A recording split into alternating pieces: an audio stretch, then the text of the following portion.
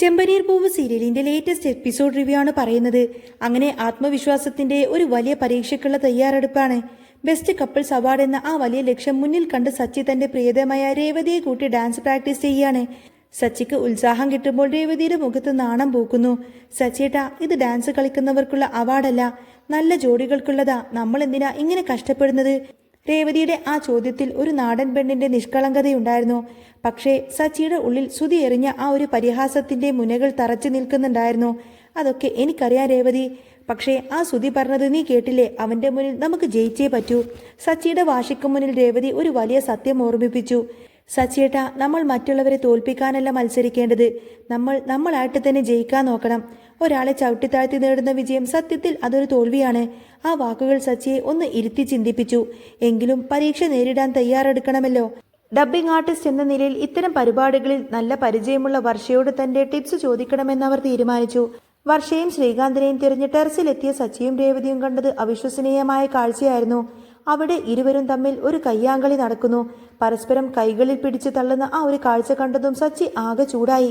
എടാ ശ്രീകാന്തേ, നിനക്ക് നാണമില്ലടാ പെണ്ണുങ്ങളെ ഇങ്ങനെ തല്ലാൻ? സച്ചിയുടെ ഗർജനം കേട്ട് അവരൊന്ന് അമ്പരന്നു. പക്ഷേ സത്യം മറ്റൊന്നായിരുന്നു. അതൊരു സ്ട്രെങ്ത് ടെസ്റ്റ് പ്രാക്ടീസ് ആയിരുന്നു. മത്സരത്തിൽ ഭർത്താവാണോ ഭാര്യയാണോ കൂടുതൽ കരുത്തർ എന്ന് ചോദിച്ചാലോ എന്ന് കരുതിയിട്ടായിരുന്നു ആ ദമ്പതികൾ. കായിക ബലത്തിന്റെ കാര്യം വന്നപ്പോൾ സച്ചിക്ക് ആത്മവിശ്വാസം കൂടി. രേവതിയെ ഒന്ന് തൊട്ടാൽ അവൾ വീണേക്കും. പക്ഷേ വാക്കുകൊണ്ടുള്ള യുദ്ധമാണെങ്കിൽ അവൾക്ക് ഒന്നാം സ്ഥാനം. സച്ചി തമാശയായി പറഞ്ഞു. ഉടനെ വർഷ ഒരു പഴയ കഥ ഓർമ്മിപ്പിച്ചു. പണ്ട് തന്നെ ഉപദ്രവിക്കാൻ വന്നവനെ രേവതി കല്ലെടുത്ത് എറിഞ്ഞോടിച്ച ആ ഒരു വീരകഥ. അതോടുകൂടി തന്നെ സച്ചി ഒന്ന് അയഞ്ഞു. പിന്നീട് സംസാരം മത്സരത്തിലെ ചോദ്യങ്ങളെക്കുറിച്ചായിരുന്നു. നിങ്ങൾ പരസ്പരം എത്രത്തോളം മനസ്സിലാക്കിയിട്ടുണ്ട് എന്നാണ് അവർ പരീക്ഷിക്കുക. വർഷ വിശദീകരിച്ചു. രേവതിക്ക് ഇഷ്ടപ്പെട്ട പാട്ടേത്? അവൾ ജനിച്ച ആശുപത്രി ഏത് എന്നൊക്കെ വർഷ ചോദിച്ചപ്പോൾ സച്ചി അക്ഷരാർത്ഥത്തിൽ വിയർത്തുപോയി. രേവതിക്കും സച്ചിയുടെ ഇഷ്ടങ്ങളെക്കുറിച്ച് കൃത്യമായിട്ടുള്ള ഉത്തരമില്ലായിരുന്നു. ഒരു ദിവസം കൊണ്ട് ഒരാളെ എങ്ങനെ മനസ്സിലാക്കാനാണ്? സച്ചി ചോദിച്ചു. പരീക്ഷയുടെ തലേ ദിവസം മുക്കു തുറന്ന് പഠിക്കുന്നത് പോലെ ഇതും പഠിക്കണം എന്ന ശ്രീകാന്തിന്റെ മറുപടി സച്ചിക്ക് പ്രതീക്ഷ തോന്നി. അവർ ആ രാത്രി ഉറക്കമില്ലാതെ പരസ്പരം വിശേഷങ്ങളൊക്കെ പങ്കുവെക്കാൻ തീരുമാനിച്ചു. മത്സര ദിവസം വന്നെത്തി. സ്റ്റേജിൽ 6 കപ്പിൾസ്. എല്ലാവരും ഡോക്ടർമാരും എഞ്ചിനീയർമാരും. വലിയ വലിയ പ്രൊഫഷണൽക്കിടയിൽ താൻ വെറും ഡ്രൈവറാണെന്നും രേവതി പൂക്കെട്ടി വിൽക്കുന്നവളാണെന്നും പറയാൻ സച്ചിക്ക് ചെറിയൊരു മടി തോന്നി. ശ്രുതിയും ശ്രുതിയും അവരെ പുച്ഛത്തോടെയാണ് നോക്കിയത്. നമ്മളെ കണ്ണു തട്ടാതിരിക്കാൻ വേണ്ടി കൊണ്ടു നിർത്തിയ ദൃഷ്ടിബൊമ്മകളെ പോലെയുണ്ട് ഇവർ. ശ്രുതിയുടെ പരിഹാസം സച്ചിയുടെ ചങ്കിൽ കൊണ്ടു. പക്ഷേ രേവതി അവനെ തളരാൻ അനുവദിച്ചില്ല. സച്ചിയേട്ട, ഓരോ മനുഷ്യനെയും സുരക്ഷിതമായ ലക്ഷ്യസ്ഥാനത്തേക്ക് എത്തിക്കുന്ന സച്ചിയേട്ടന്റെ ജോലി എത്ര മഹത്തരമാണ്. ദൈവത്തിന് പോലും ഞാൻ കെട്ടുന്ന പൂവല്ലേ ചാർത്തുന്നത്. നമ്മൾ ഒന്നിനും കുറഞ്ഞവരല്ല. അവൾ പകർന്ന ഊർജം സച്ചിയെ കരുത്തനാക്കി. വേദിയിൽ ഓരോരുത്തരും തങ്ങളുടെ കഴിവുകൾ പ്രകടിപ്പിച്ചു. വർഷ തന്റെ ശബ്ദാനുകരണത്തിലൂടെ അമ്മായിയമ്മയായ ചന്ദ്രമതിയെ അനുകരിച്ചു. എല്ലാവരെയും ചിരിപ്പിച്ചു. ശ്രുതി തന്റെ മേക്കപ്പ് പാടവം തെളിയിച്ചു. അവസാനം രേവതിയുടെ ഊഴമെത്തി. കണ്ണുകൾ മൂടിക്കെട്ടി വെറും മിനിറ്റുകൾക്കുള്ളിൽ തന്നെ മനോഹരമായ പൂമാല കോർത്തുകൊണ്ട് അവൾ കാണികളെ വിസ്മയിപ്പിച്ചു. സ്റ്റേജിൽ അവളുടെ വിരലുകൾ നൃത്തം ചെയ്യുന്നത് കണ്ടപ്പോൾ പരിഹസിച്ചവരുടെ വായടഞ്ഞു.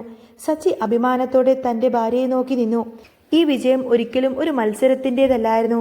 അത് വരേണ്യവർഗത്തിന്റെ അഹങ്കാരത്തിനുമേൽ കഠിനാധ്വാനത്തിനും ആത്മാർത്ഥതയും പ്രണയവും നേടിയ വിജയമായിരുന്നു. സച്ചിയുടെയും രേവതിയുടെയും ജീവിതം ഒരു പുതിയ പാഠമായി മാറി. തൊഴിലല്ല, അഭിമാനമാണ് മനുഷ്യരെ മഹാനാക്കുന്നത്. വേദിയിൽ രേവതിയുടെ മിന്നുന്ന പ്രകടനം കണ്ടു നിന്ന സച്ചിയുടെ കണ്ണുകൾ അഭിമാനത്തിന്റെ തിളക്കമുണ്ടായിരുന്നു. സ്റ്റേജിൽ വിധികർത്താക്കൾ രേവതിയെ അഭിനന്ദിക്കുമ്പോൾ സദസ്സിലിരുന്ന ശ്രുതിയും ശ്രുതിയുടെയും മുഖം ഇരുണ്ടിരുന്നു. അവർ ഒരിക്കലും പ്രതീക്ഷിച്ചതല്ല ഇത്. വെറും പൂക്കാരിയെന്ന് തങ്ങൾ പരിഹസിച്ചവൾ ഇത്രയേറെ കയ്യടി വാങ്ങിക്കൂട്ടുന്നത് അവർക്ക് സഹിക്കാനായില്ല. രേവതി സ്റ്റേജിൽ നിന്നും താഴേക്ക് ഇറങ്ങി വന്നപ്പോൾ സച്ചി ഓടി വന്ന് അവളുടെ കയ്യിൽ പിടിച്ചു. രേവതി, നീ കലക്കി. ഇത്രയും വേഗത്തിൽ നീ പൂ കെട്ടുന്നത് ഞാൻ പോലും ഇതിനു മുൻപ് ഇത്രയൊന്നും ശ്രദ്ധിച്ചിട്ടില്ലായിരുന്നു. സച്ചി ആവേശത്തോടെ പറഞ്ഞു. രേവതി പയ്യെന്ന് ചിരിച്ചു. സച്ചിയേട്ടാ, നമ്മൾ നമ്മളുടെ പണി കൃത്യമായി ചെയ്തു കഴിഞ്ഞാൽ ദൈവം നമ്മുടെ കൂടെ ഉണ്ടാവുമെന്ന് പറഞ്ഞില്ലേ, അതാ ഇത്. അടുത്ത റൗണ്ട് ദമ്പതികൾ തമ്മിലുള്ള കെമിസ്ട്രി പരിശോധനയായിരുന്നു. വിധികർത്താക്കൾ ഓരോ ജോഡിയെയും പ്രത്യേകം വിളിച്ചു. ഇത്തവണയും ഊഴം സച്ചിയുടെയും രേവതിയുടെയും ആയിരുന്നു. വിധികർത്താക്കളിൽ ഒരാൾ ചോദിച്ചു. സച്ചി, രേവതിയുടെ ജീവിതത്തിൽ അവൾ ഏറ്റവും കൂടുതൽ സങ്കടപ്പെട്ട ദിവസം ഏതാണെന്നറിയാമോ? സച്ചി ഒരു നിമിഷമൊന്ന് ആലോചിച്ചു. എല്ലാവരും കരുതിയിരുന്നത് സച്ചിക്ക് ഇതിനുള്ള ഉത്തരം അറിയില്ല എന്നതായിരുന്നു. പക്ഷേ സച്ചി ശാന്തനായി പറഞ്ഞു. അത് അവൾ ജനിച്ച ഹോസ്പിറ്റലിന്റെ പേരോ പഠിച്ച സ്കൂളിന്റെ പേരോ ഒന്നുമല്ല സർ.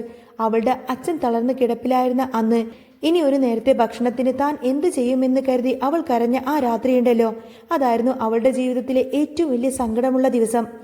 എന്നാൽ ഇത് കേട്ടതോടുകൂടി തന്നെ സദസ്സ് ഒന്നടങ്കം തന്നെ നിശബ്ദമായി. രേവതിയുടെ കണ്ണുകൾ നിറഞ്ഞു. സച്ചി തന്നെ ഇത്രയേറെ ആഴത്തിൽ മനസ്സിലാക്കുന്നുണ്ട് എന്ന് അവൾ അറിഞ്ഞിരുന്നില്ല. വിധികർത്താക്കൾ രേവതിയോട് ചോദിച്ചു, സച്ചിയെക്കുറിച്ച് ഒരു രഹസ്യം പറയാമോ?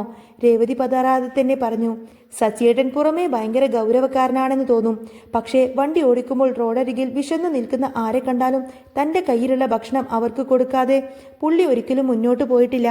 ആരും കാണാതെ ചെയ്യുന്ന ആ പുണ്യമാണ് പുള്ളിയുടെ ഏറ്റവും വലിയ സമ്പാദ്യം. ഈ ഉത്തരങ്ങൾ വിധികർത്താക്കളുടെ ഹൃദയം തൊട്ടു. വലിയ ഡിഗ്രികളോ ആഡംബരങ്ങളോ ഒന്നും തന്നെയില്ല. പരസ്പരമുള്ള തിരിച്ചറിവാണ് ഒരു ബന്ധത്തിന്റെ കരുത്ത് എന്ന് അവിടെ തെളിയിക്കപ്പെട്ടു. മത്സരം അവസാനിക്കാറായപ്പോൾ അവസാന റൗണ്ട് തന്നെ പ്രഖ്യാപിച്ചു. Best supporting partner. പങ്കാളിയുടെ സ്വപ്നങ്ങൾക്ക് വേണ്ടി നിങ്ങൾ എന്ത് ചെയ്തു എന്നതായിരുന്നു ചോദ്യം.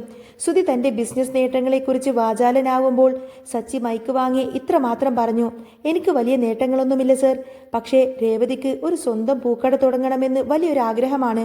അതിനുവേണ്ടി ഓരോ ദിവസവും മാറ്റിവെക്കുന്ന ഓരോ രൂപയും അവളുടെ സ്വപ്നത്തിലേക്കുള്ള എൻ്റെ പങ്കാണ്. സച്ചിയുടെ ആ വാക്കുകൾ കേട്ടപ്പോൾ എല്ലാവരും എഴുന്നേറ്റ് നിന്ന് തന്നെ കൈയടിച്ചു. അവാർഡ് പ്രഖ്യാപനത്തിന്റെ സമയമായി. എല്ലാവരും ആകാംക്ഷയോടെ കാത്തുനിന്നു. ഈ വർഷത്തെ best couples award winners Sachi and Revathi. Announcement കേട്ടതോടുകൂടി തന്നെ സച്ചി ഞെട്ടിപ്പോയി.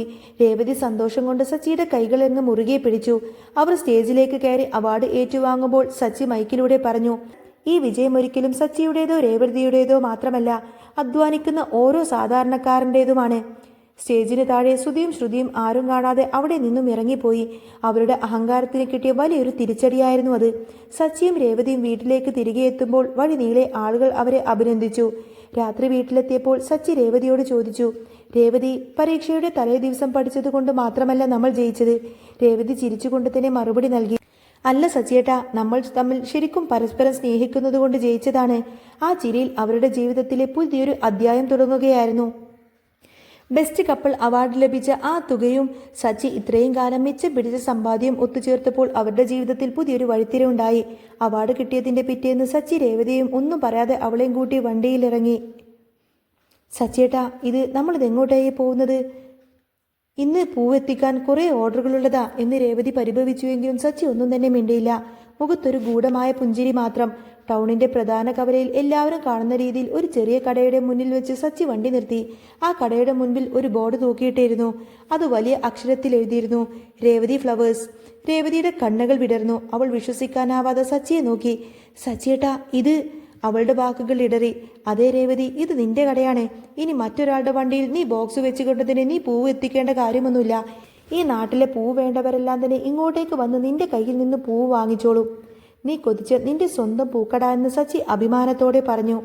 അങ്ങനെ അയൽപ്പക്കക്കാരും സുഹൃത്തുക്കളും എല്ലാം തന്നെ അങ്ങോട്ടേക്ക് ഒത്തുകൂടി. സന്തോഷം കൊണ്ട് രേവതിയുടെ കണ്ണുകൾ നിറഞ്ഞു തുളുമ്പി. കടയുടെ ഉദ്ഘാടനം വലിയ ആർഭാടമൊന്നുമില്ലാതെ സച്ചിയുടെ അമ്മയെ കൊണ്ട് തന്നെ അവർ അത് നടത്തിച്ചു. ആദ്യത്തെ പൂമാല സച്ചി തന്നെ വാങ്ങി രേവതിയുടെ കഴുത്തിലേക്ക് ഇട്ടുകൊടുത്തു. ആ കാഴ്ച കണ്ടു നിന്നവർക്കെല്ലാം തന്നെ വലിയ സന്തോഷമായിരുന്നു. എന്നാൽ ശ്രുതിയും ശ്രുതിയും ഇതറിഞ്ഞപ്പോൾ വീണ്ടും അസൂയ കൊണ്ട് വിറച്ചു. അവർ ആ വഴി കാറിൽ പോകുമ്പോൾ ഈ സന്തോഷം കണ്ടു നിൽക്കാനാവാതെ മുഖം തിരിച്ചു. സച്ചി അത് ശ്രദ്ധിച്ചുവെങ്കിലും പരിഹസിക്കാനോ ദേഷ്യപ്പെടാനൊന്നും പോയില്ല.